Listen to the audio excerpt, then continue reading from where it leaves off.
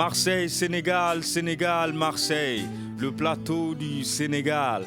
Retrouvez tous les samedis de 11h à 12h30 votre émission Le Plateau du Sénégal sur Radio Galère 88.4.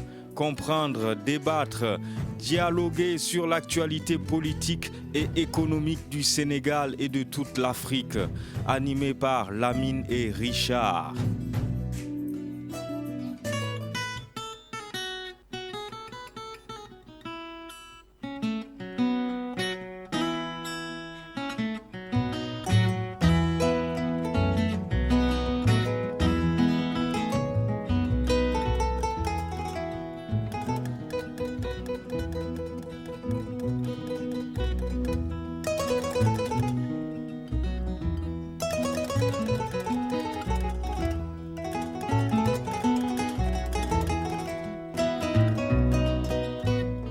Bonjour à tous et bienvenue sur le 88.4 de la bande FM Radio Galère et radiogalère.org et sur le DAB+, canal 8C. Vous êtes dans l'émission Le Plateau du Sénégal, comme tous les samedis de 11h à 12h30 avec Lamine et Richard. Venez dialoguer, discuter avec nous au 04 91 08 28 10, 04 91 08 28 10.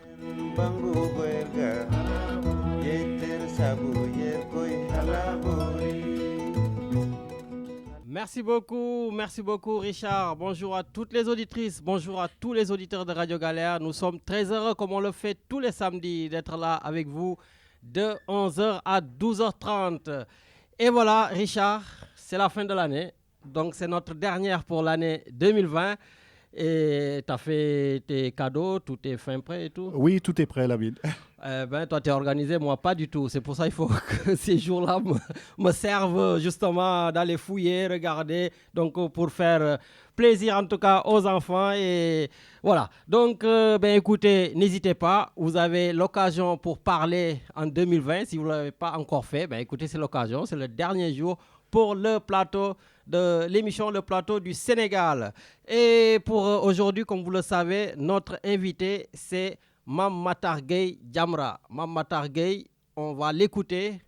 Je pense qu'il est tout simplement le gardien de la moralité au Sénégal, parce que tout ce qui est amoral, tout ce qui n'est pas dans nos cultures au Sénégal, donc lui, il est là, vent debout pour lutter contre l'homosexualité, pour lutter contre les séries télévisées où on parle de sexe du matin au soir. Les journalistes maintenant font tout des fois sauf leur travail. Voilà, donc nous allons discuter de tout cet aspect. Pourquoi pas aussi la transhumance, parce que ça aussi, logiquement, ça ne devrait pas faire partie de nos valeurs. Voilà, donc nous allons discuter de tout ça. Il y a aussi les centres de rétention, la drogue, voilà. Il y a plein de questions, donc n'hésitez pas, on prendra 2 ou 3 auditeurs pour lui poser des questions. Donc, Mame Matar Gueye. Mais avant Mame Matar Gueye, vous savez que Marseille a jamais les premiers, Richard. Tu sais ce qui s'est passé quand même? Oui, tout à fait. Marseille a jamais les premiers. C'est vrai, on a été la première équipe qui a gagné la Coupe d'Europe. Il n'y a personne d'autre qui l'a fait. Marseille aussi a été la première à mettre une femme, en tout cas, je ne dirais pas maire, mais c'est la première femme à Marseille. Et badaboum, poum, au bout de 5 mois, elle abandonne. On ne sait pas si elle a abandonné parce que tout simplement l'ampleur de la tâche est immense et qu'elle sait qu'elle ne peut pas faire face. Elle a abandonné parce que tout simplement elle est malade. Elle a abandonné ou tout simplement il y a eu un grand deal politique avant les élections. Mais tout cela, Richard, on va tout de suite partir avec des personnes engagées aujourd'hui sur la ville de Marseille. Et on commence par Kauter Ben Mohamed. Est-ce qu'elle est là? Allô, allô? Allô, bonjour Lamine, bonjour Richard, bonjour à tous les auditeurs et auditrices de Radio Galère. Je vous remercie encore pour cette invitation sur l'actualité. Et je vais rebondir sur ce que vous avez dit, mon cher Lamine. Effectivement, nous sommes en période de Noël. Et Madame Rubirola nous a fait un cadeau qui restera ad vitam aeternam indigeste, celui de sa démission. Mais c'était une démission imprévisible, certainement. Absolument pas. Vous savez, j'ai fait partie de celles pourtant très critiquées par la gauche locale qui avait prévu, parce que nous les connaissons tous, enfin les personnes qui sont aguerries en politique marseillaise, qui sont des observateurs ou des acteurs de terrain, avaient tous prédit que Madame Rubirola avait dealé avec Monsieur Payan, puisque la personnalité de Monsieur Payan, son parcours, ce qu'il est, à savoir un pur produit du pire du système clientéliste et guériniste, ne faisait pas consensus pour qu'il parte à la tête de ce pseudo Rassemblement citoyen, mais qui ne rassemble que les opportunistes politiques. Nous en avons la preuve aujourd'hui au vu de la composition du conseil municipal. Donc, il a fait un consensus avec Madame Rubirola, qui avait une personnalité, bien entendu, qui était beaucoup plus attrayante et séductrice. On nous a vendu, on nous a menti, on nous a berné sur le cahier des charges, chers Marseillais. On nous a vendu une femme écologiste qui, même si elle était encartée Europe Écologie Les Verts, était très loin des pratiques et des magouilles et des tambouilles politiciennes marseillaises.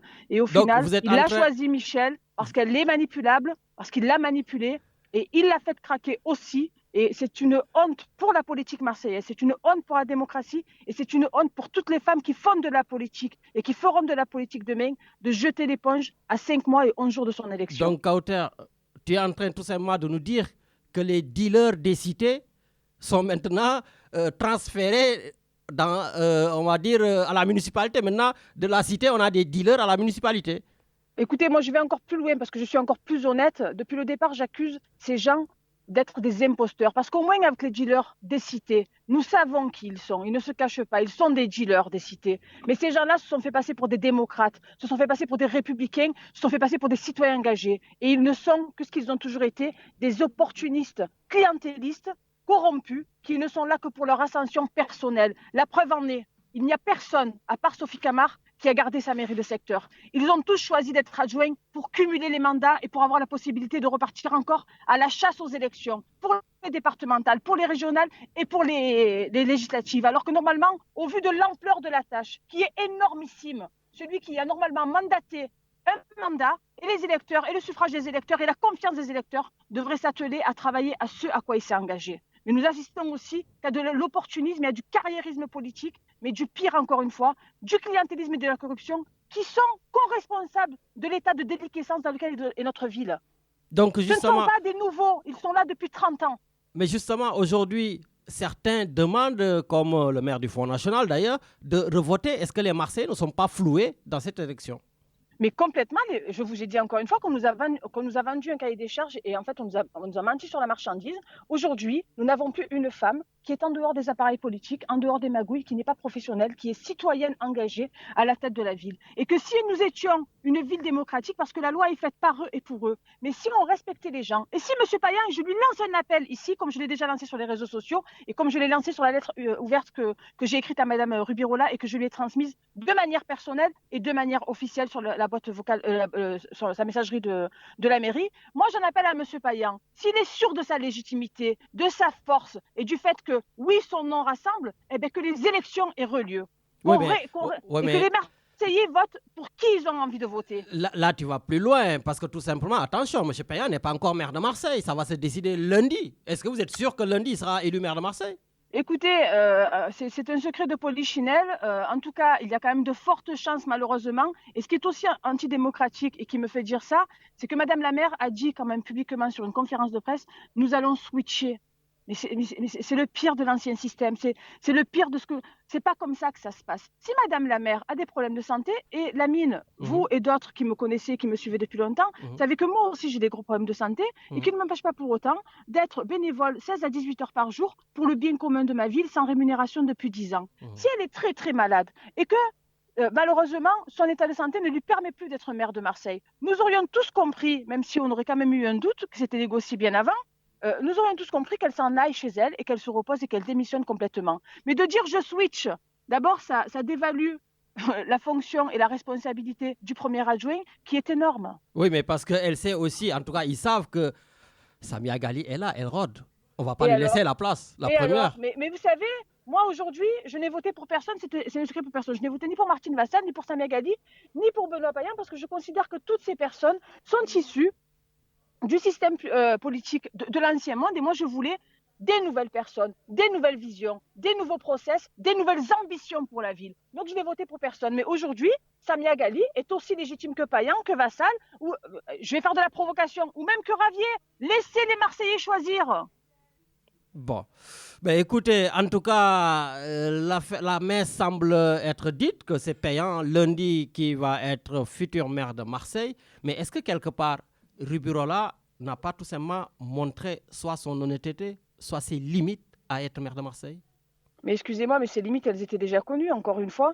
c'est une surprise que pour les gens qui sont malheureusement non aguerris en politique, mais pour tous les observateurs, pour les politiques et pour les personnes engagées comme moi, il n'y a aucune surprise. Moi, l'année dernière, le 17 décembre dernier, exactement pour être précis, j'étais chez moi avec plein de personnalités, on parlait de politique, etc., etc. Et donc tout le monde s'excitait sur le fait de non mais on veut pas Payan, on veut pas Payan. J'ai dit mais écoutez, ça sera pas Payan parce qu'il fait pas consensus. Il va prendre Michel Rubirola, il va la mettre devant et 6 mois après, il va démissionner. Et à la virgule près, et il y a des avocats qui peuvent l'attester, il y a des chefs d'entreprise qui étaient chez moi, il y a des étudiants, il y a des mamans célibataires, il y avait des enseignants, il y avait tout le monde. Donc tout ça a été une surprise pour personne, tout ça a été dealé et c'est là où c'est malhonnête. Tout ça a été dealé avant l'élection. Vous voyez? Et donc ça, si vous voulez, c'est flouter en fait, c'est mentir sur le produit. Comme vous m'avez dit tout à l'heure, les dealers, on sait qui c'est. La droite, on sait qui c'est. Le FN, on sait qui c'est. Mais là, d'abord, il y a un mensonge sur le fait que c'est un collectif citoyen. Ils ont pris 3 citoyens du PS, ils les ont mis, ils nous font croire que c'est un collectif citoyen. Le seul collectif citoyen qui s'est présenté à Marseille de manière historique, c'est changer la donne avec Pape Diouf, paix à son âme, en 2014, qui a regroupé effectivement des citoyens. Et même s'il y avait des personnes qui venaient des partis politiques, elles ont laissé leur étiquette politique au pas de la porte et elles sont venues construire une alternative pour le bien commun à Marseille. J'en ai été témoin. Je rappelle que Rubirola était dans cette équipe. Exactement. Et si Mme Rubirola a eu de la visibilité un jour, c'est grâce à nous qui lui avons offert par rapport à cette perspective. Mais malheureusement, elle a trahi nos convictions parce que nous, en 2014, si les gens n'ont pas oublié, nous sommes la seule liste qui n'avait pas, malgré les sollicitations et les pressions, fusionné ni avec la droite ni avec la gauche parce que justement, on avait réaffirmé que nous nous battions contre ces systèmes qui ont co-géré la ville parce que, rappelons-le, tout le monde décrit tout aujourd'hui, mais je rappelle quand même à tout le monde, parce que l'amnésie, c'est quand même pas l'ami de la politique, que la gauche était à la tête du conseil départemental, de la métropole, qui était la communauté urbaine à l'époque, et du conseil régional, ainsi que de l'État avec M. Hollande, et que la mairie était à droite. Aujourd'hui, c'est le contraire. Nous avons un M. Macron qui se dit à gauche, mais qui est quand même plus de droite qu'au milieu ou qu'ailleurs, vous voyez ce que je veux dire? Et nous avons les 3 collectivités principales, à savoir la métropole, le département et la région qui sont à droite et la mairie à gauche. Donc, c'est juste ça qui a été switché. Et donc, l'immobilisme, si vous voulez, de la gauche, ils nous l'ont prouvé, leurs limites, ils nous les ont prouvées, et toujours dire ah, nous ne pouvons rien faire parce que ce n'est pas de ma compétence. Ils ont eu les compétences. Ils ont été à la tête des plus grosses structures, des plus grosses collectivités qui ont les plus gros budgets de France après ceux de Paris, et ils n'ont rien fait à part arroser leurs amis. Et là, si vous voulez, au-delà du hold-up, alors ça peut être un viol démocratique, un hold-up démocratique, mais en tout cas, ce qui est certain, c'est que personne n'a voté pour Benoît Payan, et de me dire que oui, les gens ont voté pour une liste. Bien entendu que les gens votent pour une liste, bien entendu qu'il y a 300 et quelques candidats, bien entendu qu'il n'y a que 101 conseillers municipaux au conseil municipal de Marseille. Mais toutes les listes, pour toutes les élections, sont incarnées par une personnalité, par son parcours, parce qu'elle représente en termes d'espoir, en termes de compétences, et en ce qui nous concerne aujourd'hui à Marseille, de changement de pratique politique. Et quand Mme Rubirola dit en pleine conférence de presse, je switch avec mon premier adjoint, je le mets à ma place et je prends la sienne, c'est des pratiques mafieuses. Merci. Ce n'est pas inscrit dans la loi. Et nous refusons, alors même si M. Payan ou Mme Gali, ou peu importe qui est élu le 1er septembre, le 21 décembre prochain, oui, il ou elle n'aura aucune légitimité. Et nous, Marseillais engagés, à la tête de... D'ailleurs, nous devions faire une conférence de presse aujourd'hui ou hier, mais malheureusement, ça aussi, c'est la spécialité du printemps marseillais.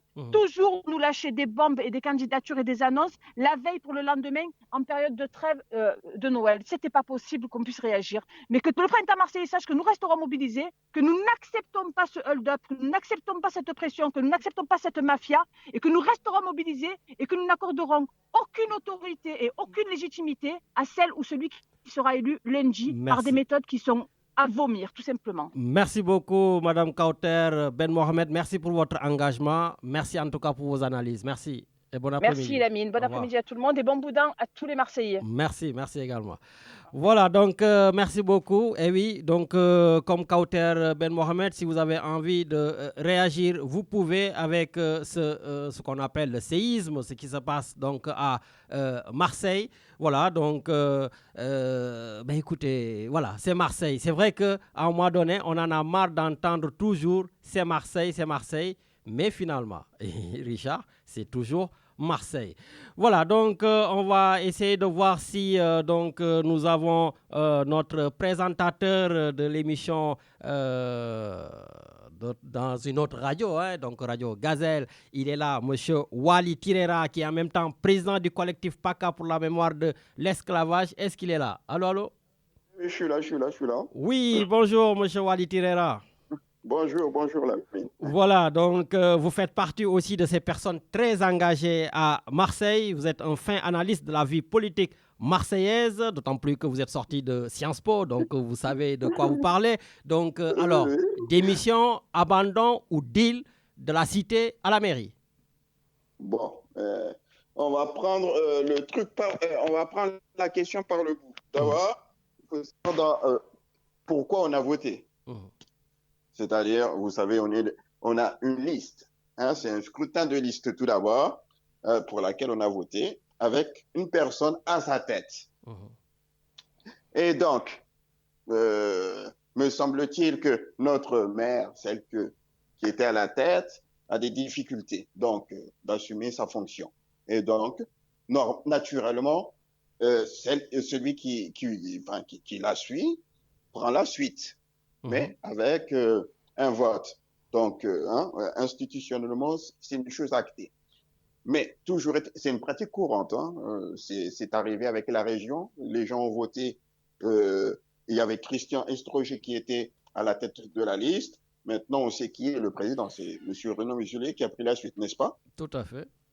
Donc, et en autre, dans une autre heure, dans les années, dans une autre, la mairie de secteur du 6-8 à l'époque, Dominique Tian a changé, a laissé sa place à Yves Morel. C'est-à-dire, on a voté pour une liste. C'est un scrutin de liste. Un scrutin de liste, c'est pas une liste uninominale. Et donc, c'est une pratique courante.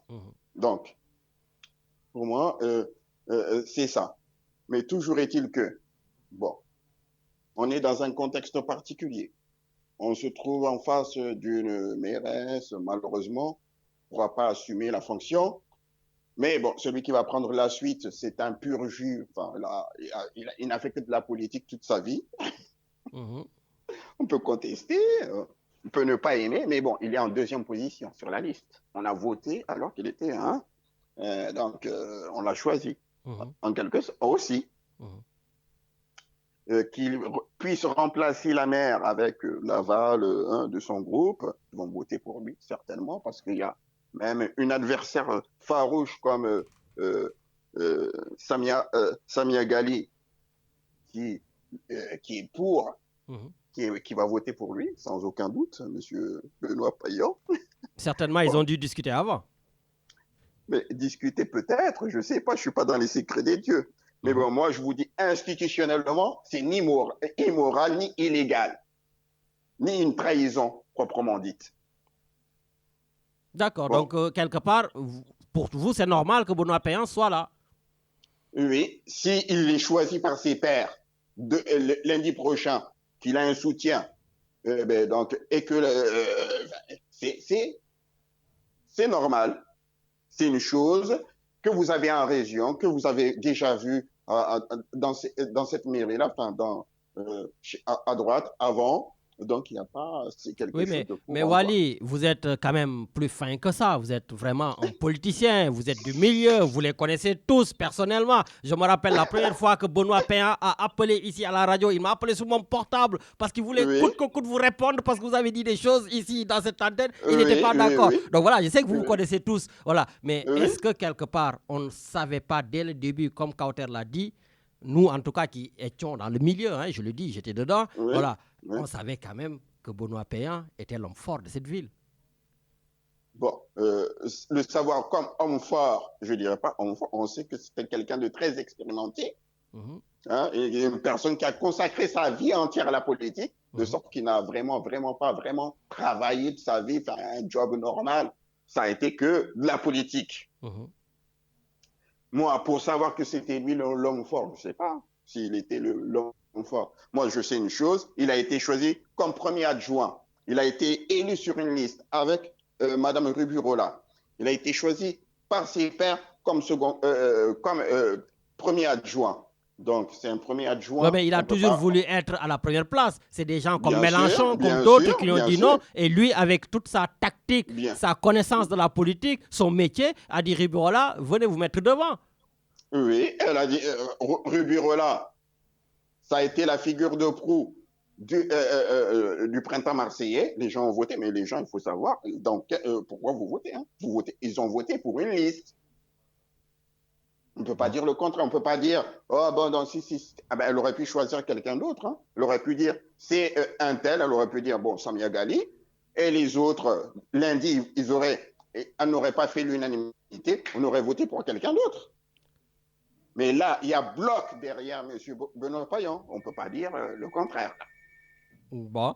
Ben écoutez, en tout cas, Wally, on a entendu donc vos analyses. Donc pour vous, c'est normal, c'est logique maintenant que Benoît Payan. C'est logique maintenant parce qu'il y a des missions, on n'a plus de maire là. Oui. Le choix politique, c'est entre comme disait Raymond Aron, le choix politique n'est pas entre le bien et le mal, mais entre le préférable et le détestable. Est-il préférable, maintenant on n'a pas de maire, d'avoir Benoît Payan comme maire, donc il y a tout le monde derrière lui, ou que notre ville soit sous tutelle. Maintenant, on n'a plus de maire là. D'accord. Donc c'est une chose actée.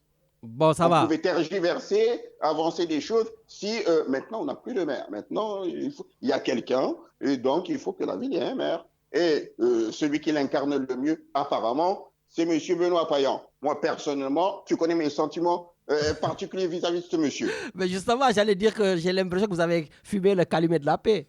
Non, du tout. Mais moi, je vois institutionnellement, il y a des institutions, on a voté pour une liste. Et donc, moi, tu sais, il faut faire la part des choses. Il faut savoir dans quoi on s'engage. Hein. Donc, on a voté pour un scrutin de liste. Monsieur Benoît Payan fait partie de cette liste. Il s'est porté candidat. Il est soutenu par son groupe. Moi, je vois... Moi, personnellement, tu sais bien, hein, donc, je sais pas, mais toujours institutionnellement, moi, je n'ai rien à reprocher parce que, de toute façon, vous avez en face de vous, hein, vous avez la région, ici, les gens ont voté pour Estrosi, si on peut dire, mais donc, c'est Museli qui a pris la suite. Il n'y a pas eu de scandale, il n'y a pas eu péril à la demeure. On n'a pas critiqué, mais bon, c'est une chose courante en plus.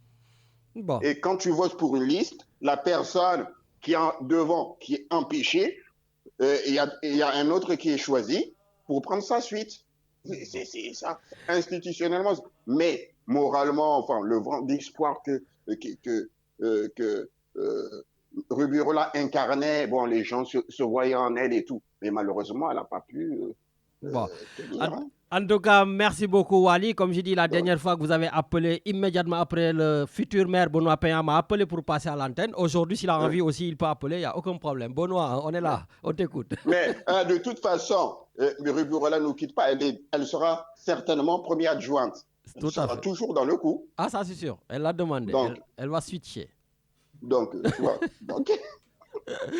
Bon, en tout cas, Wally, ben, merci beaucoup. Et puis, bon, on se donne rendez-vous jeudi sur Radio Gazelle. Allez, parfait. Merci beaucoup et bon samedi. Merci. Ciao. Voilà, Richard, je crois qu'il y a un auditeur en ligne. C'est pour un anniversaire? Bon, allez, c'est pas grave, c'est la fin de l'année, on prend tout le monde. Allô, oui, bonjour. Oui, bonjour. Awa Bakayoko. Awa Bakayoko. Oui. Pour souhaiter un anniversaire à Fatoumata Diawara de Marseille. À Fatoumata Diawara de Marseille. Bon, oui, c'est son anniversaire aujourd'hui. D'accord, vous avez un morceau spécial pour son anniversaire? Dame de Viviane Dour. Le titre, c'est comment, vous dites? Dame. Best Dame, ok, de Viviane Dour. Bon, ben ça va, on va essayer de lui mettre ça. Et puis, on lui dit très joyeux anniversaire à Fatou. D'accord. Merci beaucoup. Au revoir. Merci. Voilà, donc merci beaucoup Richard. Allez Richard, donc on va mettre une toute petite pause musicale avant d'aller au Sénégal chercher Mame Matar Gueye de Jamra, donc président de l'ONG Jamra, pour discuter un tout petit peu de la société sénégalaise.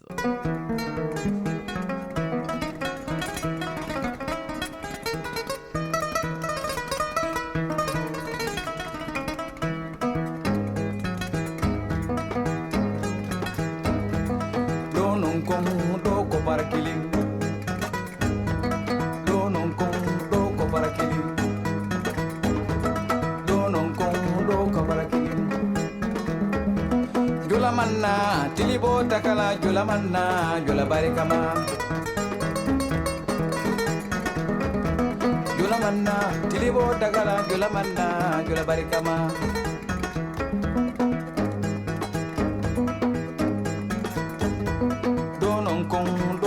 Killing do non kon do kabaraki jula lefe tulu nen subo be jula lefe jula barikama asafo ko kemedi la jalola asafo ko jula barikama asafo ko kemedi la jalola asafo ko jula barikama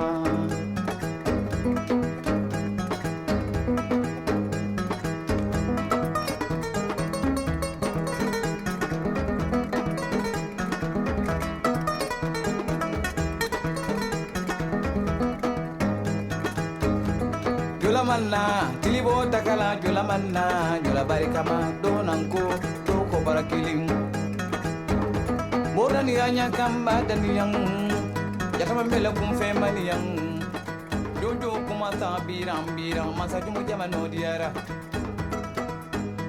kabo mande yelo liko yelo me manna jibi fanalong jali afolo senekelo yini.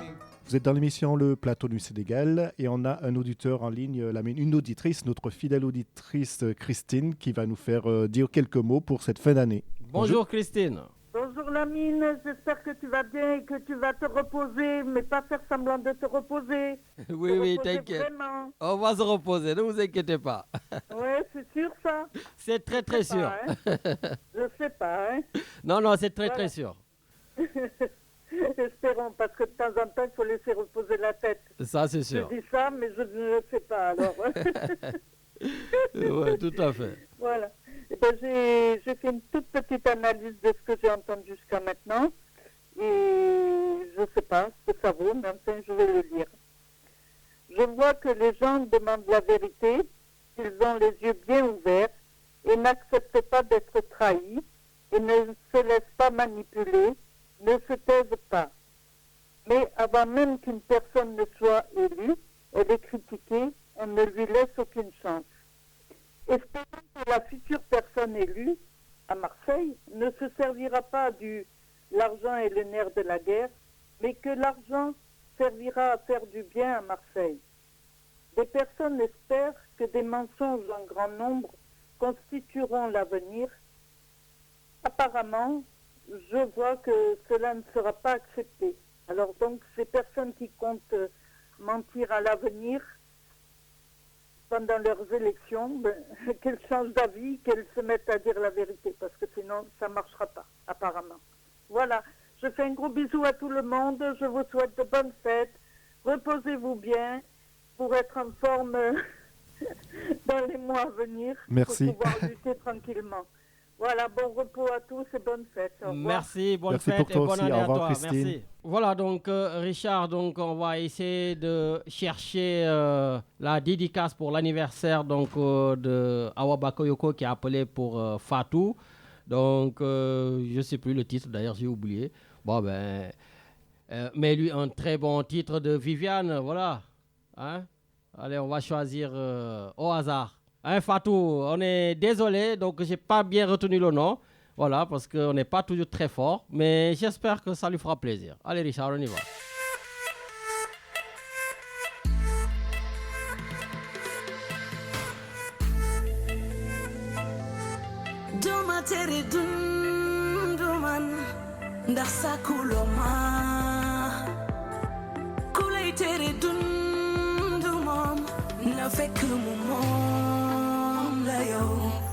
ndax yenn saa ni teg la coono delu nekk ci no fly su ko nangoo ba mu sonal la yaa ko teg sa bopp waay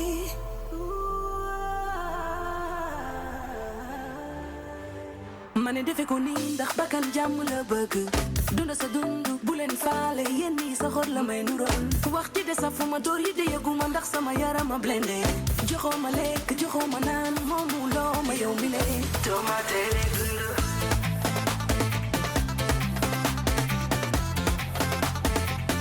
tomate le dund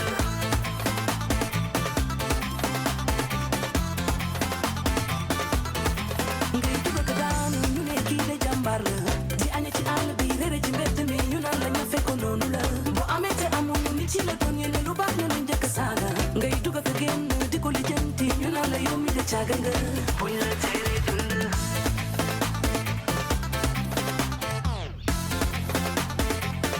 doo ma tere dund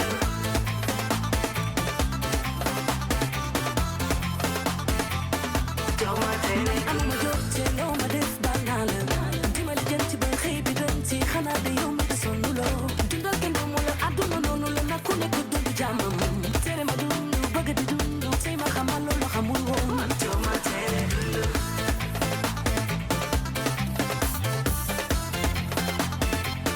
doo ma tere dund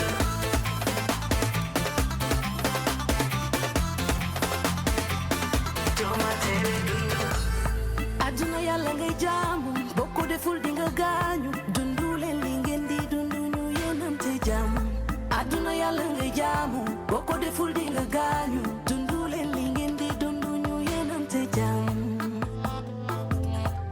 ndax yenn saani teg la coono delu nekk ci noflaay su ko nangoo ba mu sonal la yaa ko teg sa bopp waay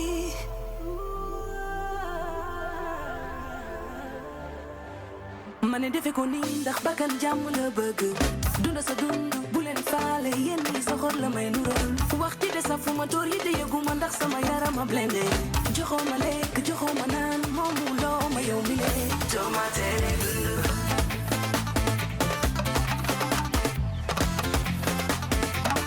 doo ma tere dund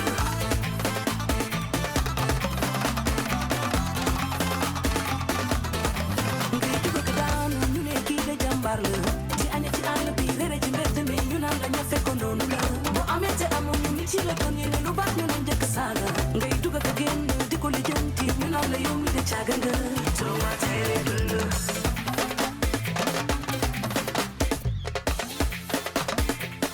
doo ma tere dund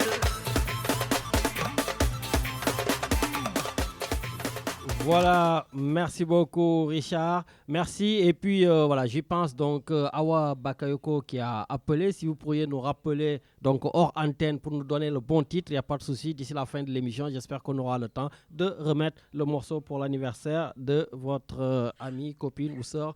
On ne sait pas, mais en tout cas, très joyeux anniversaire. Voilà donc Richard, comme on l'a dit, aujourd'hui pour la dernière, j'ai choisi d'avoir un monsieur. Donc un monsieur très connu au Sénégal, un monsieur qui se bat beaucoup au Sénégal pour tout simplement instaurer les valeurs, en tout cas pour qu'on ne perde pas les valeurs au Sénégal. Richard, est-ce qu'il est en ligne? Allô, allô?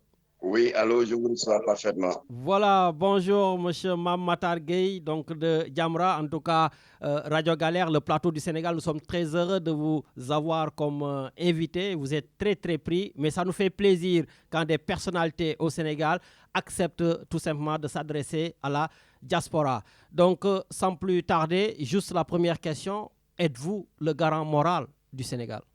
Merci beaucoup, Lamine Diakhaté. D'abord, permettez-moi d'adresser mes salutations fraternelles à l'ensemble de vos auditeurs et au-delà à toute la diaspora à Marseille, mais également à tous les compatriotes de la diaspora disséminés un peu partout à travers le monde.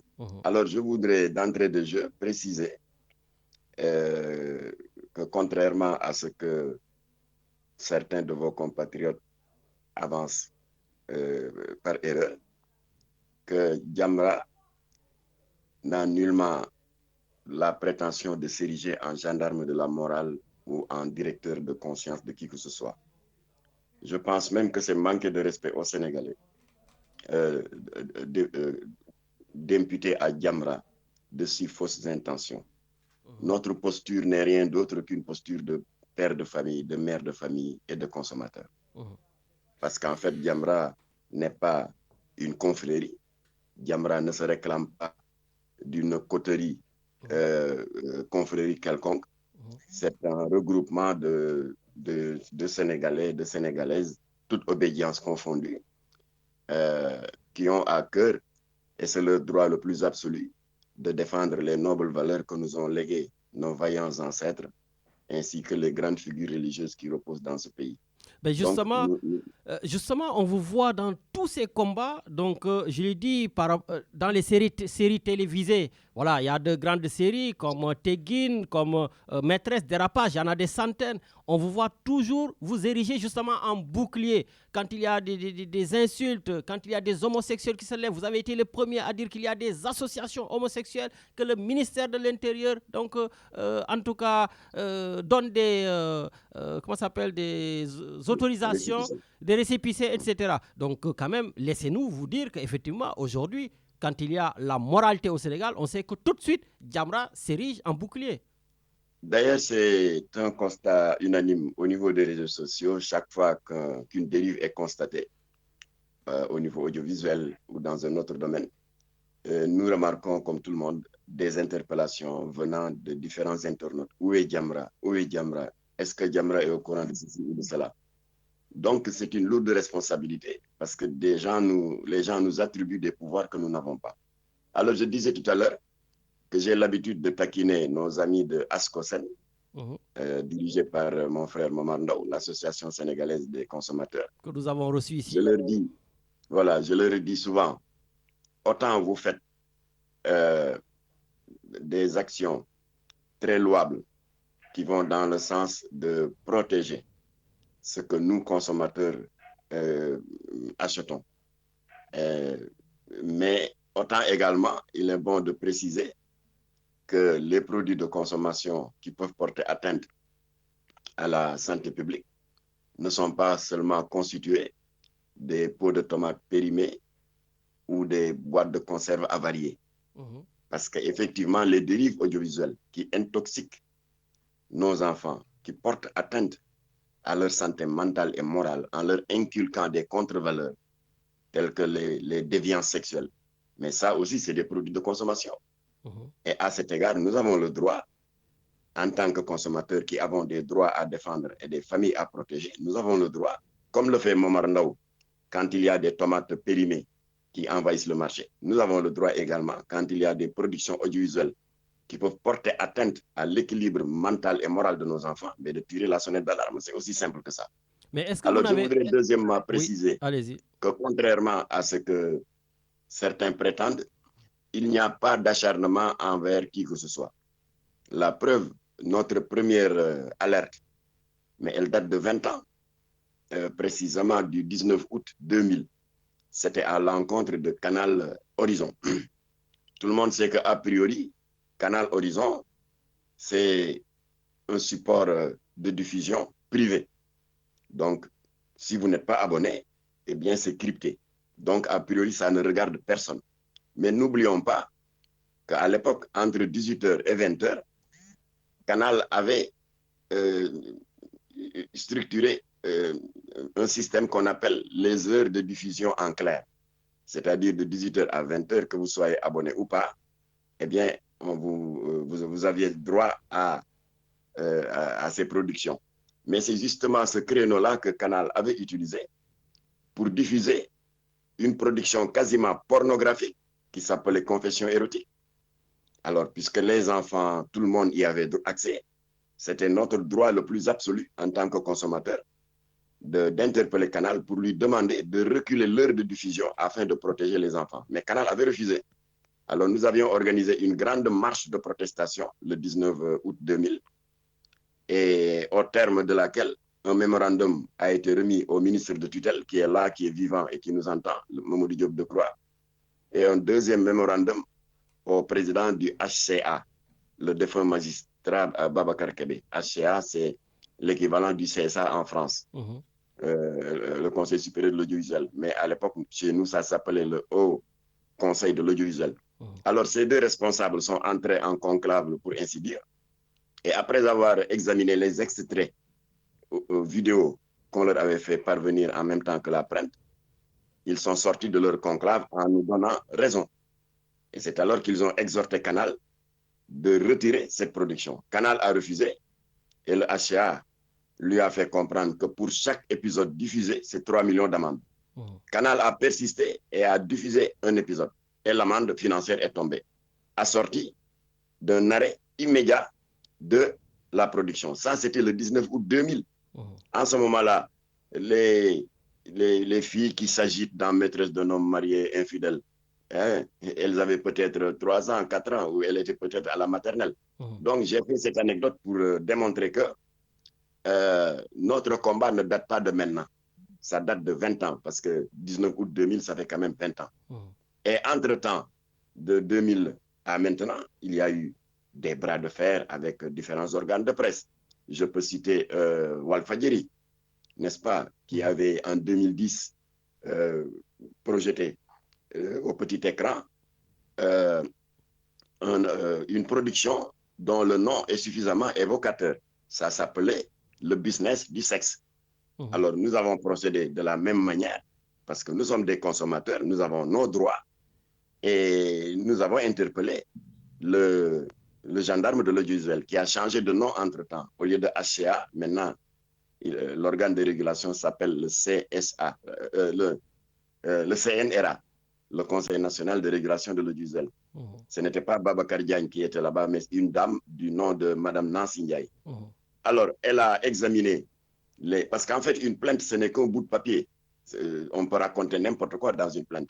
C'est la raison pour laquelle nous, chaque fois que nous portions plainte, en tant que consommateurs, la plainte était assortie d'extraits vidéo attestant des récriminations que nous avons soulevées à l'égard de telle production audiovisuelle. Alors, donc, le CNRA n'a pas mis du temps pour s'apercevoir que ce que nous disions était vrai. Le CNRA a interpellé Walfadjri. Walfadjri a refusé de s'exécuter. Et le CNRA lui a fait comprendre, comme ce fut le cas pour Canal, pour chaque épisode de diffusé, la sanction va tomber. Walfadjri a persisté et la sanction est tombée. C'était 5 millions d'amendes. Walfadjri a refusé de payer. Alors Nancy Ndiaye s'est énervée un peu. Elle est allée à la police pour recueillir les services d'un motard qui amène les courriers. Et ils sont allés à l'ARTP, donc l'Agence de régulation des télécommunications et des postes. Alors ces derniers sont venus avec leur matériel pour couper le signal de Walfadjri. Et c'est alors que Walfadjri s'est exécuté, d'abord en signant un chèque de 5 millions et en arrêtant tout bonnement la production. Ainsi de suite, ainsi de suite. Il y a eu Maîtresse d'un homme marié, infidèle, etc. Mais justement, donc, ce n'est pas... Oui, donc aujourd'hui, parce que vous nous parlez de 2010, vous nous parlez aussi de 2000, donc 10 ans ou 20 ans après, est-ce que votre combat aujourd'hui ne devient pas impopulaire ou est-ce que vous ne perdez pas d'avance? Vous l'avez dit, Maîtresse d'un homme marié, il y a aussi des rapages qui sont aujourd'hui des séries quand même qui explosent, qui sont même vendues maintenant à l'extérieur. Les Sénégalais sont friands de ces séries-là et les dérapages sont là. Le sexe à gogo, on ne parle plus de business du sexe, mais au moins on ne voit pratiquement que du sexe à la télévision. Et en plus, il y a Netflix à côté. Il y a la modernité, la marche de ces jeunes-là. Est-ce qu'aujourd'hui, vous n'allez pas vous risquer d'être tout simplement seul dans ce combat? Oui, mais ce n'est pas une raison, quand on mène un combat légitime, de baisser les bras. Parce que ceux qui sont ciblés par nos plaintes continuent de n'en faire qu'à leur tête. Ce n'est pas une raison de baisser les bras. Je prends l'exemple de la victoire parlementaire que Diamra a eue en 2007.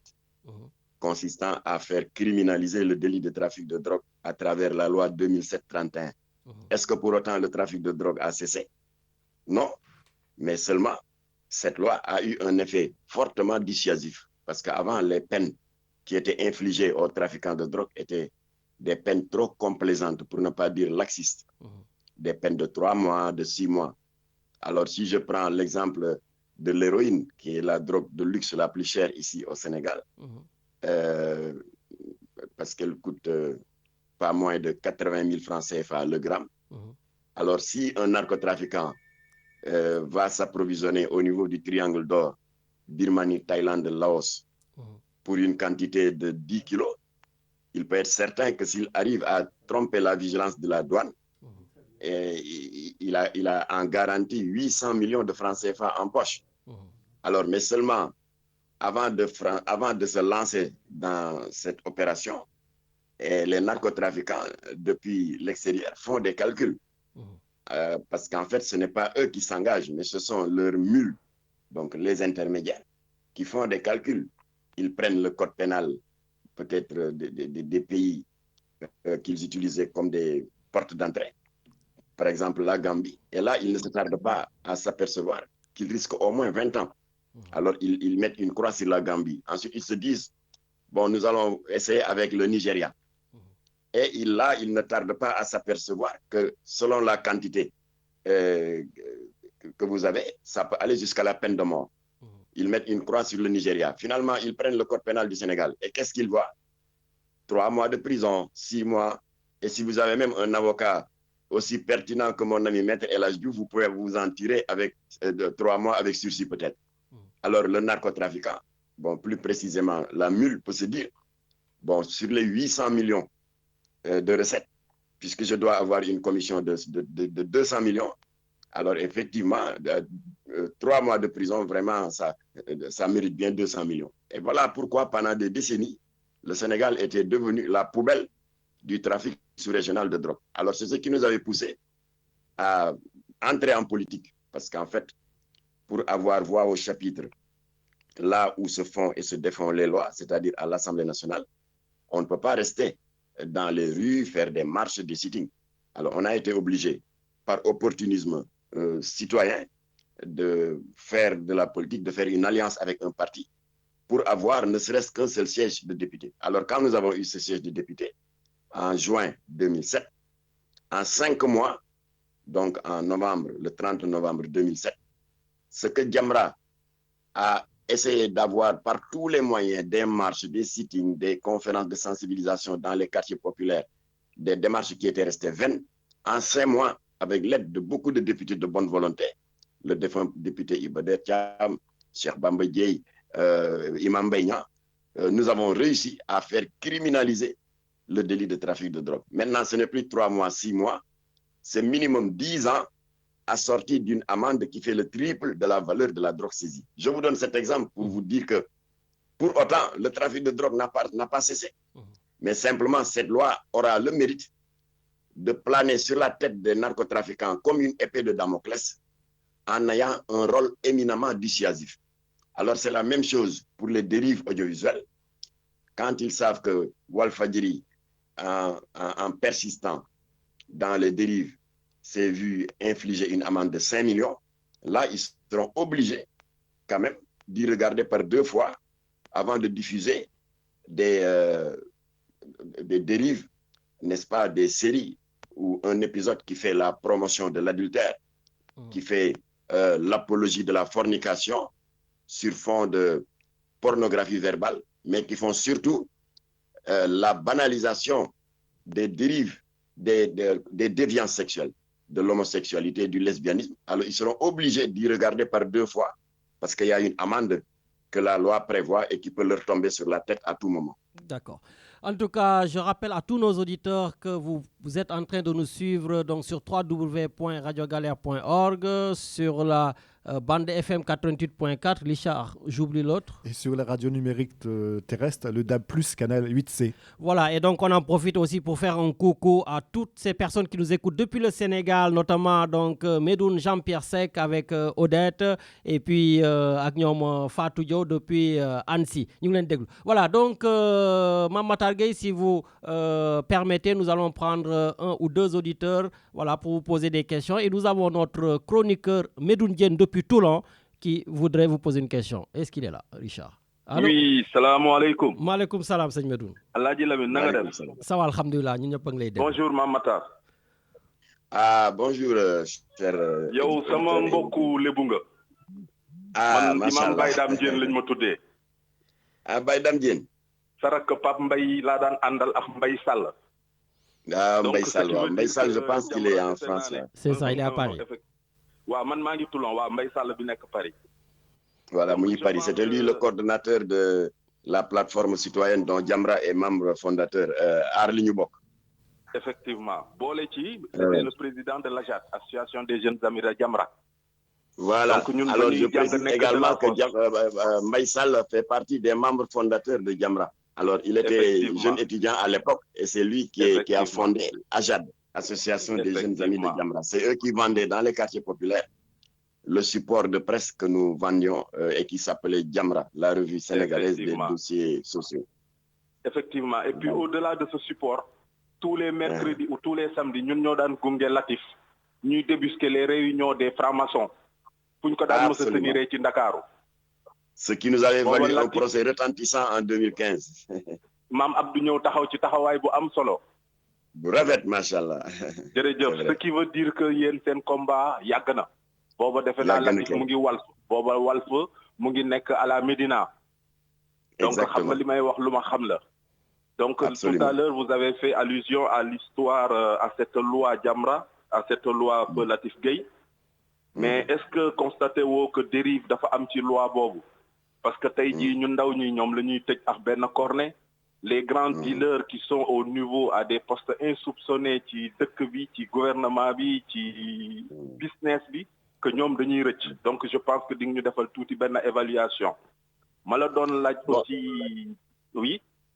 Non, Medoune, terminal, demal après mon moudjel. Matar, voilà, bàyyi ko mu finir. Medoune, vas-y. D'accord. Ben voilà. Donc ma la doon laaj man dafa am benn affaire boo xam ne moom laa doon bëgg laaj. Est-ce que yéen wéetu leen ci combat bi? Wéet ci combat bi mooy quand vous avez eu la chance d'être accompagné par des personnes de la trempe de Mam Abdou yoo xam ne saa yu dëkk bi mosoon a yëngu saa yu seen xeex mosoon a am solo mu jug taxaw tey jii est-ce que wéetu leen? Et puis bon bëgguma mobiliser allô? waaw vas-y. waaw ma bëggoon laaj benn affaire dama gis ngeen jox prix bi seen prix Erdogan. Ma la doon laaj est-ce que c'est pas une erreur en ce sens que tous les droits de l'hommiste actuellement décrit Erdogan comme étant un tyran, comme étant quelqu'un qui persécute des hommes dans le cadre des droits de l'homme. Est-ce que par le seul fait que mu taxaw opposé wu à Macron, est-ce que loolu rek war na mën a tax ñu jox ko benn crédit benn chèque à blanc que yéen ngeen def ko l'homme de l'année su fekkee ne l'information que j'ai est vérifiée? Man daal bon bu waxtaan bi mënoon na gën a yàgg mais comme lu ñëpp bokk la du ma ci sori loolu laa lay laaj et puis aussi di la sargal aussi feu Latif ci xeex bi mu xeex ci Sénégal par rapport aux valeurs par rapport à l'éthique par rapport à la morale par rapport ak combat yi mu def yëpp te ñun à travers Mbaye Sall ñu accompagner ko ci boobu maa ngi fàttaliku caaya naar lay sol kaalawu daal di pënd karaw gi mel ni naar bu ñuul kuk di dugg ci dëkk bi di def investigation. Est-ce que aussi les journalistes de la trempe de Latif aujourd'hui ne vous manquent pas dans votre combat? Merci beaucoup, Seigneur Medoune. Bon, voilà, je remercie beaucoup le frère. C'est comment encore? Medoune Diène. Medoune Diène, je remercie beaucoup Medoune. Et je lui adresse mes compliments fraternels pour sa mémoire. Parce qu'il n'a rien oublié, bien que les faits qu'il évoque datent de 25 ans, voire même 30 ans. Alors, effectivement, récemment, en ce qui concerne la loi 2007-31, communément appelée loi Latif Gueye, j'ai saisi l'opportunité du problème judiciaire auquel était confronté Mohamedan Fall, le rappeur Mohamedan Fall, alias 10 000 problèmes, pour apporter de la clarification. Parce que des gens se posaient la question de savoir, mais comment se fait-il que Jamra, qui a toujours été à la pointe du combat contre la drogue, comment se fait-il que Jamra soutienne quelqu'un qui a été pris justement avec des cornets de Yamba? Alors, je leur ai dit que Latif m'avait fait l'honneur de m'associer à la rédaction de l'exposé des motifs de la loi 2007-31 qui, comme tout le monde le sait, criminalise le délit de trafic de drogue. Latif a été très clair.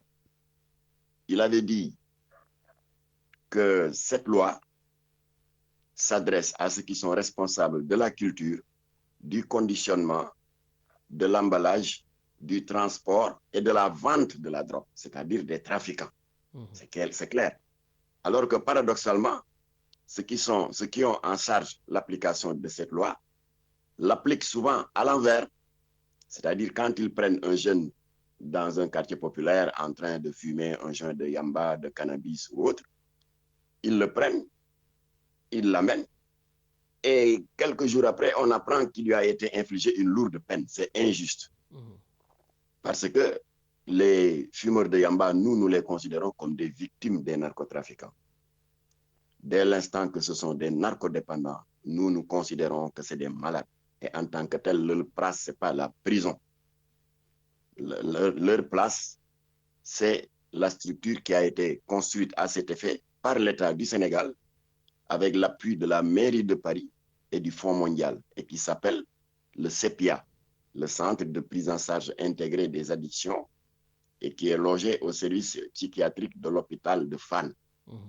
Et le docteur Diallo qui dirige cette structure fait d'excellents résultats. Il y a beaucoup de jeunes drogués, beaucoup de jeunes toxicomanes qui ont perdu la raison, qui ont perdu leur attache familiale, qui ont pu être désintoxiqués pour qu'ils puissent retrouver leur équilibre et reprendre leur place dans la société. Là-bas, c'est la place des victimes des narcotrafiquants. Et que Rebeuss doit être réservé à ces narcocriminels qui déversent leur poison dans ce pays, ce poison qui déstabilise les enfants, qui les abrutissent, qui disloquent les familles, augmente l'insécurité et déstabilise l'économie nationale avec le recyclage de cet argent sale. Donc c'est pour cette catégorie de criminels-là que la loi a été corsée, mais pas pour des fumeurs comme le rappeur Mohamed Anfal qui ne sont que des victimes. C'est la raison pour laquelle je lui avais tendu une main fraternelle et nous étions montés au créneau pour tirer la sonnette d'alarme parce qu'il s'en est fallu de peu pour que dans le procès verbal d'audition, qu'on le considère comme un trafiquant. Alors que les juridictions ne sont pas les mêmes.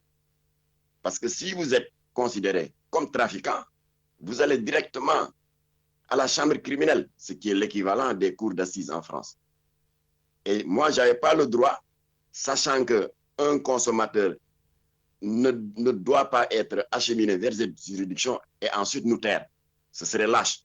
Nous avons donc élevé la voix, nous avons fait un point de presse en disant que tout au plus, le rappeur 10 000 problèmes doit relever des juridictions ordinaires, c'est-à-dire du tribunal correctionnel ou des flagrants délits. Alors on a fait beaucoup de bruit des émissions télé et Dieu merci, il a été jugé en flagrant délit et il a écopé de 15 jours de prison. Et ensuite, quand il est sorti, j'ai vu qu'il a fait des lives dans YouTube pour remercier Jamra. Je lui ai dit non, c'est pas nécessaire, nous n'avons fait que notre devoir. Parce que nous n'avons pas le droit, étant à l'origine de cette loi, qu'on voulait subir injustement une loi qui est plutôt destinée aux trafiquants, alors que vous n'êtes pas trafiquant. Alors voilà donc la bonne application de cette loi pour répondre à votre première question. Mais nous continuons à nous battre parce que dans la prison de Rebeuss et dans beaucoup d'autres prisons, il y a beaucoup de jeunes fumeurs de Yamba qui ont été injustement condamnés comme s'ils étaient des trafiquants. Alors que c'est des consommateurs. Ce n'est pas leur place, c'est des victimes. Nous avons demandé au président Macky Sall de sortir tous les fumeurs de cannabis de prison et de les soigner. Et de remplir Rebeuss par ces narcotrafiquants qui sont connus. Et que le député Moustapha Cissé Lo ne cesse de dénoncer. Parce que nous sommes parfaitement en phase avec lui. J'ai fait des plateaux de télé avec lui pour dénoncer le fait que sur toute la VDN, il y a l'argent des gros trafiquants de drogue qui sont des barons connus dans l'État qui recyclent cet argent sale dans l'immobilier. Alors c'est à cela que s'adresse la loi 2007-31 qui criminalise le délit de trafic de drogue et qu'on laisse tranquille les fumeurs de Yamba qui sont à Rebeuss et qu'on les sorte et qu'on les amène au CEPIA pour les traiter parce que c'est des malades, ce n'est pas leur place. Alors la deuxième question concernant... Comme je disais, vous n'avez que des combats perdus d'avance parce que les narcos, mais c'est eux qui dirigent le pays. Non, on a gagné le combat pour sauver 10 000 problèmes. Oui, pour sauver 10 000 problèmes, mais pas pour faire tomber les narcotrafiquants qui sont aujourd'hui peut-être des ministres, peut-être des députés et des directeurs généraux. Non, on en a fait tomber un. Et justement, en 2000, je pense que c'était en 2008, nous savons tous que le gros narcotrafiquant nigérien John Hobby avait ses ramifications ici au Sénégal. Mais heureusement, il est tombé en 2016. Je me trompe, tout à l'heure, j'avais dit 2008. Il est tombé en 2016 à la faveur du scandale de drogue qui avait éclaté au plus haut sommet de la police.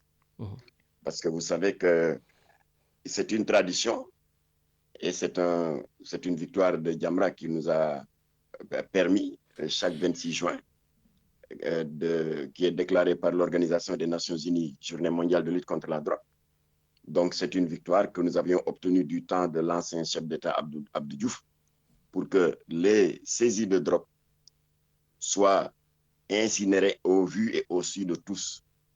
Parce que chaque 26 juin, on entendait simplement un officier de police venir à la télé en disant « Oui, cette année, on a saisi tant de kilos de cannabis venant du Mali, tant de tonnes de l'hôpital venant du Nigeria et tant de kilos de brown venant du Ghana. » Mais ça se limitait à des déclarations, à de bonnes déclarations. Mais rien ne nous prouvait que ces produits ont été effectivement incinérés. Alors nous avions donc fait pression sur l'État et le président Abdou Diouf avait donc acté cela par un décret pour que désormais l'ensemble des saisies des 12 mois écoulés fassent l'objet d'une incinération publique là-bas au Mamel en présence de la presse, de toutes les télévisions et tout. Alors maintenant, l'arrestation de ces deux narcotrafiquants nigériens, John Hobby et Austin, a permis d'éclairer une nébuleuse parce que ils ont avoué pendant leur interrogatoire, parce que finalement ils en avaient assez d'être harcelés par des policiers alors que ces policiers n'étaient pas tous clean. Alors ils ont donc franchi le Rubicon en disant écoutez, vous nous laissez tranquilles parce que ce que vous appelez incinération, eh bien en réalité, du moins en ce qui concerne précisément les boulettes de cocaïne, la veille de l'incinération, il y a un tel commissariat de police qui procédait la veille, au retrait des vraies boulettes de cocaïne pour les remplacer par des fausses boulettes. Ce sont ces fausses boulettes-là qui étaient incinérées. Alors voilà l'aveu de taille qui avait créé un gros scandale en 2016 à la police. Et Jamra avait tenu un point de presse pour fustiger l'attitude de la police qui a l'habitude de nous inviter chaque 26 juin au Mamel pour participer, comme toute la presse, à l'incinération. Alors nous, on avait mal parce que rétrospectivement, on avait l'impression d'avoir été utilisés comme des faire-valoir. Parce qu'au vu de cet aveu de taille, nous étions là donc à assister à l'incinération de boulettes de farine. Alors qu'on nous avait fait comprendre que c'était de vraies boulettes de cocaïne. D'accord. Alors, j'ai donné cet exemple-là pour dire que les gros barons dont vous parlez, Austin qui a été arrêté, il a été incarcéré au camp pénal de Liberté 6. Et puisque nous continuons à suivre son dossier, parce que nous avions appris que les grâces présidentielles qui permettent à chaque événement religieux, Korité, Tabaski, etc., Noël et autres, de pouvoir donner une seconde chance à certains détenus qui ont eu notamment une bonne conduite en prison, etc. Alors nous avions appris que John Hobby était en train de faire des pieds et des mains pour corrompre de hautes autorités de l'administration pénitentiaire pour bénéficier de ces grâces présidentielles. Alors il y a eu une fuite et quelqu'un nous a mis la puce à l'oreille et nous avons intervenu en amont au niveau du ministre de l'Intérieur. À l'époque, c'était Cheikh Tidiane Sy. Et ça nous a permis de lui dire ce que nous savions sur John Hobby, sa vie en prison. Effectivement, nous lui avons montré des photos comme quoi que John Hobby vivait dans un luxe insolent à l'intérieur de la prison. D'abord, il avait une cabine individuelle, ce qui n'est pas normal. La cabine était recarrelée. Comment dirais-je, à l'intérieur, le mur était capitonné, il y avait tout un attirail d'appareils électroménagers, écran TV, écran plat, etc. Donc, c'est comme s'il n'était pas en prison. Deuxième scandale, à chaque récréation, pas seulement Jamra, mais tous les détenus sont témoins qu'il a 2 téléphones portables. Il a une chaise là qu'il plante au milieu de la cour, au vu et au su de tous. Allô Bruxelles, allô Burkina, allô Bénin. Donc, à partir de la prison, il continuait à gérer son réseau de trafic international de drogue. Alors, nous avons fait pression sur le ministre de la Justice, parce qu'entre-temps, Cheikh Tidiane Sy a quitté l'Intérieur pour être ministre de la Justice, avec des preuves à l'appui.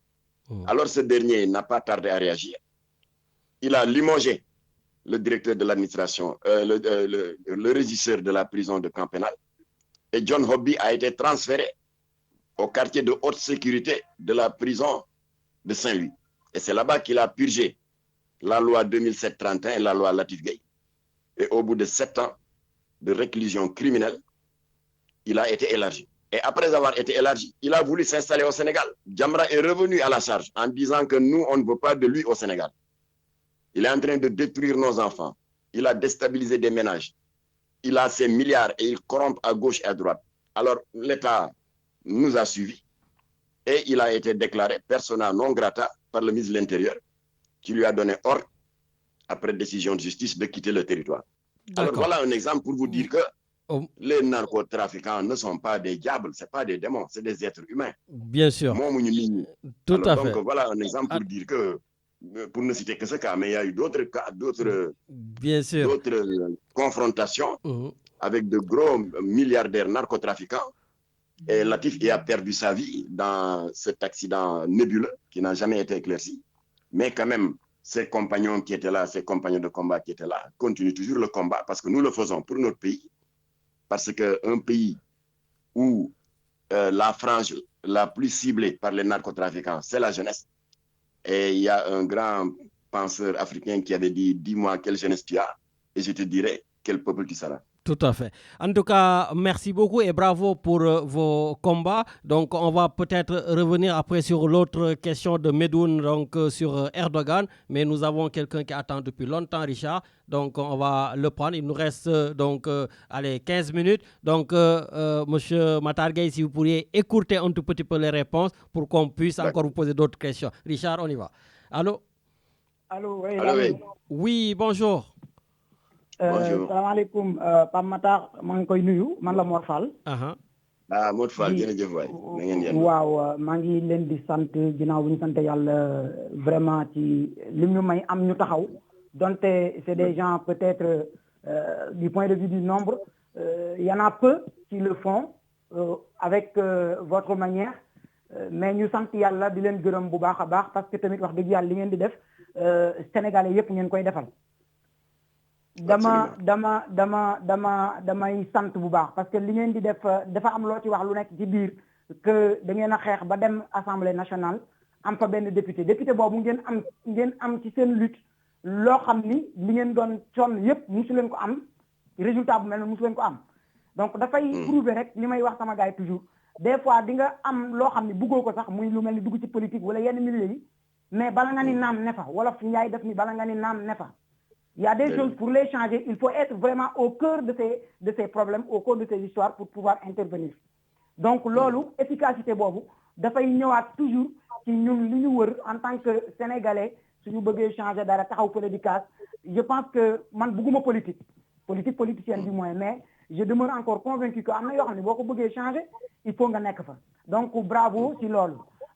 Beneen bi am na fu ma d'accordul ak yow ci li nga ni consommateurs yi c'est que des victimes. Bon, xëy na peut-être waxin la mais dama ko bëgg rek nga préciser waat ko peut-être en tout cas man je pense que consommateur bi mooy le premier problème le premier maillon de la chaîne c'est le consommateur parce que quoi qu'on dise par-dessus tout yàqu gi bu bëree Sénégal jikko yi yàqu par-dessus tout c'est le consommateur d'abord c'est-à-dire su dee drogue bi suñu ñëwoon Sénégal di ko fa indi xam ne ñi intéressé wu leen duñ ko fa indi que ce soit série télévision yi ñi ngay gis ñuy seetaan télé bi bu ñu ko deful ci télé ñu def ko ci internet boo amee benn film wala benn sortie mu am des millions de vues en une semaine ça veut dire que y a des consommateurs mais su doon am peu de vues wala série télé yi nit ñi duñ ko seetaan quand même je pense que ñu koy def duñ ci sonn yenn coono yi parce que tamit kuy jaay jar la nga bëgg kon je pense que loolu xëy na di nga ko leeral wala waxin la dafa laaj dégg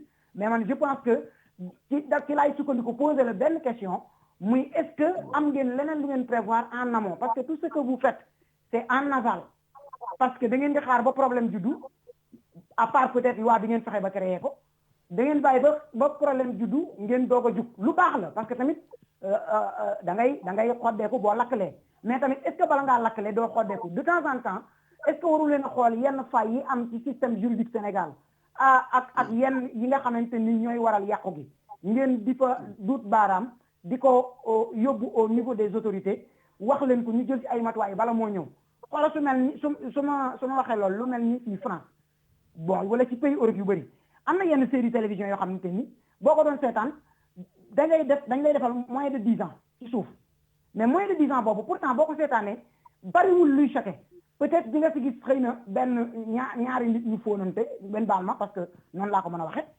mais du dem au-delà bariwul ay kii amul seen yu pourtant boo xoolee yow lu war a mën a déranger ku am 10 ans boo moytuwul doo ko ci gis lu bëri mais est-ce que Sénégal saaga ndey yi ñuy def ci télé bi est-ce que seen yi ñuy wane yoo xamante ni c'est à caractère comme ni ñu ko waxee c'est très sexué est-ce que ñu ngi def loolu pour ki nga xam ni au moins gis na ko ni sama doom kat tey du ngeen seetaan film bi du ngeen seetaan tey théâtre bi est-ce que loolu imposé nañ leen ko est-ce que autorité yi réguler affaire audiovisuelle est-ce que loolu sóoraale nañ ko est-ce que tamit yéen a ngi sóoraale di dem ci ñi nga xam ni ñooy yar ñoom la Sénégalais yi di déglu di wax ak ñoom pour ñuy génn souvent di fàttali nit ñi non seulement les parents pour ñuy def seen rôle mais di dem ci sëriñ si aussi parce que dañ leen di déglu waxuma sax dem ci sëriñ si kese pour ñu leen am na problème sàngam mais di leen inciter wax leen ni am ay entourage boo xam ni daf leen di wax li xew ci dëkk bi parce que sëriñ bi bu amul jotu xam li xew ci dëkk bi yëpp parce que am na sëriñ yu koy def di xam li xew ci dëkk bi di dugg ci internet di seetaan télé yemuñu rek ci course beeg ci jaada bi te loolu mooy lu baax mais am na ñoo xamante ne xëy na peut-être amuñu arme intellectuelle ci wàllu tactile ci wàllu peut-être français yu demee noonu ba mën a xam li xew ci dëkk bi dëgg ci wàllu journal bu ñuy lire wala internet est-ce que ñooñu aussi du ngeen di dem ci ñoom di gën a waxtaan ak ñoom pour ñuy gën a génn yaraat njaboot gi parce que Sénégal li ñuy wax dëgg-dëgg li waajo doon wax Seydi Lamine Niass daan ko wax lu bëri ñu koy fàttali tout temps ci wàllu nu ñu ko waxee ci valeurs yi am na ci ma utilisé xam naa pression bi moo ma jàpp ba ma fàtte ko ci wàllu valeur mais yaa ma gën a xam diñ ci ñëwaat mais je pense que c'est le cœur du problème au-delà de cette action exemplaire de cette action vraiment salutaire que vous menez est-ce que aussi amul leneen lu ngeen war di mener en amont pour que bu affaire bi di amit xëy na ngeen wàññi problème bi un petit peu balaa muy egsi. merci beaucoup yàlla jàppale xam naa dinaa laaj sa numéro Lamine. Inch'Allah parce que tamit bëgg nañ participer. bien sûr ci li ngeen di def ci niñ ko mënee Inch'Allah. merci beaucoup Serigne Mor Fall donc une question avec 20 sous-questions donc y a pas de souci je laisse Mame Matar Gueye Jamra donc se débrouiller. waaw jërëjëf Serigne Mor Fall xanaa je vais essayer d'aller vite rek. waaw. di d'abord li mu wax ne est-ce que ñu ngi jël ay matuwaay ngir mën a fàggandiku musiba yi balaa moo egsi mooy li tubaab di wax il vaut mieux prévenir que guérir. Alors je voudrais le rassurer que lors de notre audience avec le ministre de l'Intérieur Aly Ngouille Ndiaye le 13 novembre 2019 lorsque nous étions allés le voir pour dénoncer la délivrance scandaleuse de récépissés de reconnaissance légale de 16 associations d'homosexuels et de lesbiennes dans un pays fortement ancré dans ses valeurs religieuses et dans un pays où le code pénal, à travers l'article 319, bannit les unions contre natifs, donc il y avait rien de plus scandaleux. Alors, j'en ai profité pour lui rappeler li nga wax léegi. Dama ko ne monsieur le ministre, suñu dëkk ni mu tëddee yéen la yàlla féetale li tubaab di wax répression. Mais la répression tout court ne peut rien régler. Il y a un travail à faire en amont, tubaab di ko wax prévention. Alors c'est cette option-là que Jamra a pris. Donc nous sommes venus vous voir pour que cette histoire de récépissé-là, délivrée aux associations d'homosexuels et qui risque de créer des troubles à l'ordre public, soit réglée. Xam nga loolu prévention la. Alors nous faisons également des tournées pendant les vacances scolaires dans les quartiers populaires. Naan xale yi trafiquants de drogue yi très souvent ce qu'ils vous disent, particulièrement cette fausse dichotomie entre drogue dure et drogue douce, parce que ñoom dañuy tàmm di citer cannabis, l'opito, brown, hashish comme drogue douce, et puis les drogues mais tonton xam nga en laboratoire. Ma ne ko tonton xam nga drogue yi de. Cocaïne. Pardon? Ma ne ko vous connaissez bien toutes les drogues là. Nous sommes le médecin, pour guérir les maladies, il est obligé de les connaître. Alors, cocaïne, héroïne, LSD, nous classons comme drogue dure. Alors, nous avons l'habitude de faire des tournées dans les quartiers populaires pour dire aux enfants, yo, c'est une fausse dichotomie. Drogue, c'est drogue. Parce que le principe actif de toutes les drogues ont pour destination le cortex cérébral, qui, comme le disent les neurophysiologistes, est le siège de la mémoire, le siège de la sélection comportementale. Donc, quand le cortex est anesthésié, à partir de ce moment, vous avez un comportement social qui est totalement en déphasage avec les règles de la société. Alors, donc, ça, c'est de la prévention. Voilà, donc ne t'inquiète pas de ce côté. Nous faisons de notre mieux parce que la répression, ce n'est pas de notre rôle, c'est du ressort de l'État. Alors, nous faisons de la prévention. Alors, deuxièmement, je voudrais vous rassurer également en ce qui concerne l'implication des porteurs de voix dans les combats que nous menons. Mais combien de fois nous avons fait, quand il y avait une alerte à faire, notamment le congrès maçonnique qui devait se tenir les 2 et 3 février 2018. Nous avons fait Touba, Tiraon, Ndiassan, Tianaba, Niassen, Medina Bay, Layen, famille omarienne, et même l'église. Parce que n'oublions pas que ces 600 loges africaines qui devaient tenir congrès ici étaient parrainées par la loge française la plus islamophobe d'Europe et qui s'appelle le Grand Orient de France. Alors, on avait impliqué les autorités religieuses, ils nous ont soutenus, nous avons fait des points de presse, nous avons alerté l'État et finalement, Alioune Badara Samb, le préfet de Dakar, par arrêté préfectoral en date du 31 janvier 2018, avait purement et simplement interdit toutes sortes de réunions, de séminaires d'obédience maçonnique. Alors là, soyez tranquilles. Donc, nous les associons régulièrement à nos combats. Alors, cela dit, en ce qui concerne cette confusion dont vous parlez, relativement aux consommateurs de drogue, que certains pensent que Jamra est un peu complaisant en disant que c'est des victimes. Non, c'est une question de lecture. Parce qu'il est hors de question que Jamra milite pour une légalisation de la consommation de yamba, du cannabis. C'est hors de question. Parce que c'est extrêmement destructeur. Et une société majoritairement constituée de toxicomanes, cette société n'a pas d'avenir. Parce qu'une société, surtout comme les nôtres, qui sont en train de faire leur premier pas sur les rails du développement, a besoin de jeunes lucides, en bonne santé. Alors donc, nous avons toujours combattu aussi bien le trafic que la consommation. Mais notre alerte concernant 10 000 problèmes consistait simplement à dire qu'il ne faut pas juger quelqu'un dans une juridiction qui est réservée aux trafiquants alors que c'est un consommateur. C'est injuste.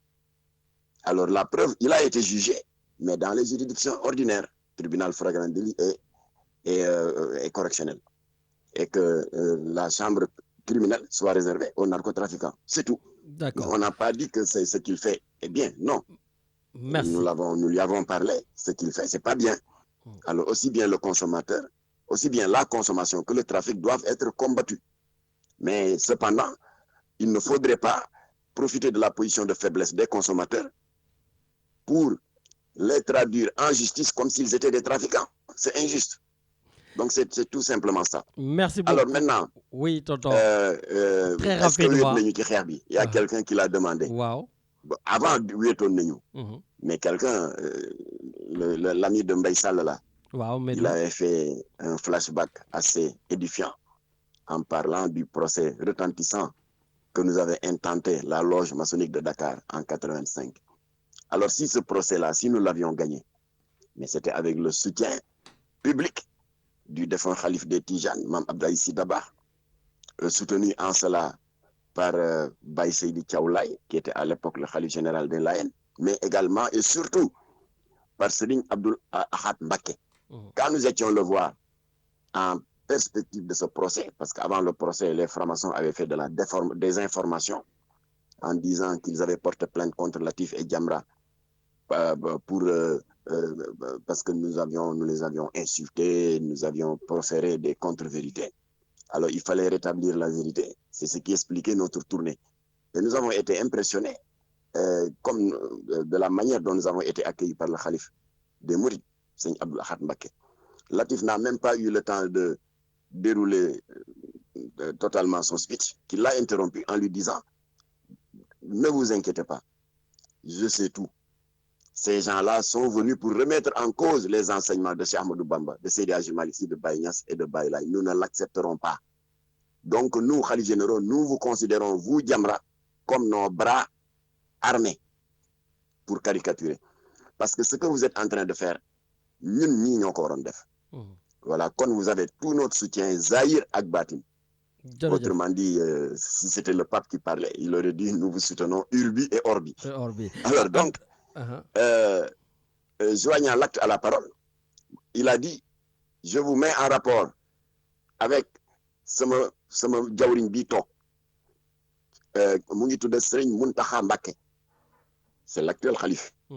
Alors foo leen toll ci xeex bi boo leen ko waxul mere naa leen. Et effectivement, avant de quitter Touba, Serigne Mountakha Mbacké, qui était à l'époque sous l'ombre du khalife Serigne Abdou Lahad, avait mis un véhicule à notre disposition, des centaines de bons de litres d'essence et un peu d'argent. Ça nous a permis de faire les autres étapes de notre tournée dans les familles religieuses, c'est-à-dire Ndiassane, Thiénaba, Niassène, Médina Baye Laye. Là également, ne vous inquiétez pas, les khalifes généraux ne parlent pas beaucoup, mais nous sommes sûrs et convaincus de leur soutien constant dans les différents combats que nous menons. Parce que, comme l'a dit Seigneur Abdou Lahad, ce que nous sommes en train de faire, c'est eux qui auraient dû le faire. Alors, puisque c'est nous qui nous engageons, nous sommes sous le soleil, sous la pluie, le vent, les menaces, les insultes, alors donc, il est tout à fait normal qu'ils nous témoignent de leur soutien. D'accord. Voilà. Allez, donc, il nous reste une minute pour revenir sur deux questions. D'abord, sur Erdogan, parce que Medoun vous l'avez posé, et une autre question, la transhumance au Sénégal, ça ne fait pas partie de nos valeurs. Les hommes politiques font des transhumances à droite, à gauche, au milieu, en haut, en bas, mais là, j'ai l'impression qu'on ne vous entend pas. Bon, en ce qui concerne Erdogan, je pense que nous sommes tous conscients de la genèse de cette affaire. C'est le procès Charlie Hebdo. Et la veille de ce procès, nous avons vu Riz, je pense que c'est le patron actuel de Charlie, le patron de la rédaction, qui a fait des sorties dans la presse en disant est-ce que ce procès n'est pas l'occasion de republier les fameuses caricatures? Mais tous les hommes et toutes les femmes éprises de paix ont dit non, il ne faut pas le faire parce que tout le monde a hâte que ce procès prenne fin, qu'on tourne la page et que les familles continuent à faire leur deuil, etc. Alors, il ne faut pas sortir ça. Donc, Charlie Hebdo était dans une position attentiste. Est-ce qu'il faut sortir? Est-ce qu'il ne faut pas sortir? Et c'est alors que celui qui était censé donner le bon exemple, parce qu'étant l'incarnation de l'unité nationale, parce qu'étant la clé de voûte des institutions qui dirige un pays que le monde entier salue pour sa diversité confessionnelle, parce qu'en France, il y a des Hébreux, des catholiques, des païens, des musulmans, des athées. Alors, il a la chance de diriger un pays comme ça, avec une riche diversité culturelle. Au lieu de donner le bon exemple, il est monté au créneau pour jeter de l'huile sur le feu en disant, oui, Français, sachez que nous avons une longue tradition démocratique marquée par une liberté d'expression. Par conséquent, vous avez le droit de blasphémer. Et on a vu les résultats. Peut-être que vous, moi ou quelqu'un d'autre, quand on insulte le prophète, nous avons la capacité d'encaisser et de savoir à quoi nous en tenir. Mais ce n'est pas le cas de tout le monde. Et le résultat est là. Il y a eu cet extrémiste tchétchène qui a décapité ce pauvre professeur Samuel Paty par la faute d'Emmanuel Macron. Alors, quand il fallait lui faire un hommage mortuaire sur l'esplanade de la Sorbonne, le 22 septembre dernier, là, tout le monde avait espoir. Peut-être que Macron allait corriger sa communication, compte tenu des dégâts qu'il a fait. Mais à la grande surprise de tout le monde, il a jeté à nouveau de l'essence dans le feu en disant, contrairement à d'autres, la France ne renoncera pas aux caricatures. Alors voilà ce qui a enflammé le monde. La Turquie est descendue dans les rues, l'Algérie, la Tunisie, l'Indonésie. Alors, Erdogan s'est particularisé. Sur les 57 chefs d'État membres de l'OCI, organisation de la conférence islamique, il a été le seul et le premier a pointé directement du doigt Macron, parce que tous les autres faisaient de la diplomatie, de la fumisterie et de l'hypocrisie. Il lui a pointé du doigt en lui disant, mais vous, est-ce que vous êtes conscient de la hauteur de votre responsabilité pour un grand pays comme la France, qui regroupe une grande population composée d'une belle diversité confessionnelle, ethnique et autres. Est-ce que vous êtes conscient de cela? Parce que par rapport au comportement que vous avez eu, nous avons maintenant le droit de nous poser la question, est-ce qu'il n'est pas temps de vous acheminer vers un psychiatre pour qu'il puisse voir si vous êtes équilibré mentalement?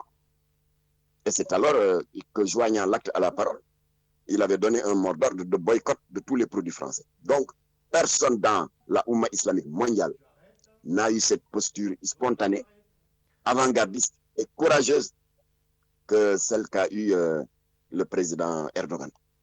Et voilà, entre autres raisons, qui ont fait que nous avons pensé,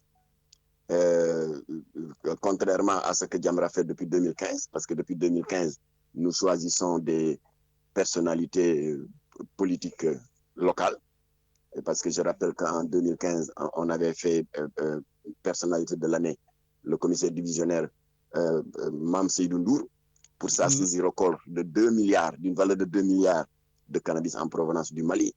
En 2016, nous avions plébiscité le président de la LHDH, la Ligue sénégalaise des droits de l'homme, Hassan Dioma Ndiaye, qui avait décliné une proposition en espèces sonnantes et trébuchantes d'une ambassade occidentale, en l'occurrence la Hollande, qui lui avait proposé de financer une campagne de plaidoyer pour la dépénalisation de l'homosexualité, ainsi de suite, ainsi de suite. Merci beaucoup. 2018, on avait plébiscité Imam Alioune Badara Ndao, qui a été injustement emprisonné 4 ans sans procès. Et en 2019, on avait plébiscité le khalife général de Tijane, Seigne Babacar Sy Mansour, pour son khutba anti-LGBT. Et voilà, en 2020, pour la première fois, nous avons décidé d'internationaliser nos choix de personnalité de l'année. Et nous pensons que celui qui était plus à même de recevoir cette distinction, c'était le président Erdogan. Voilà. Merci beaucoup, Matar Gueye Jamra. Merci d'avoir accepté notre invitation et on vous dit tout simplement bonne continuation pour votre combat. Merci beaucoup. Bon, alors je voudrais saluer l'ensemble des auditeurs de 10 secondes, oui. votre antenne et remercier également les techniciens aussi bien que vos collaborateurs et vos éditorialistes et vos chroniqueurs, en vous disant de ne pas sous-estimer ce que vous êtes en train de faire, parce que vous êtes en train de créer une jonction entre la diaspora et leurs origines. Merci beaucoup. La preuve, les échanges que nous venons d'avoir tout à l'heure a peut-être permis à certains compatriotes de la diaspora sénégalaise à Marseille et au-delà d'être au courant de beaucoup de choses et d'avoir le même niveau d'information que nous. Allez, bonne continuation et bien des choses à tout le monde. Merci beaucoup, merci, au revoir. Merci, au revoir. Au revoir, merci bien. Merci beaucoup, donc merci Richard. Merci Étienne de m'avoir encore une fois de plus permis de déborder donc de 3 minutes. Mais les 2 samedis qui vont venir, on ne sera pas là. Tu pourras commencer à 8h si tu veux. Voilà, bon, donc en tout cas, merci beaucoup. Et puis je vous dis bonnes vacances, bon Noël, bonne fête de fin d'année. Et on vous dit en 2021. Merci Richard.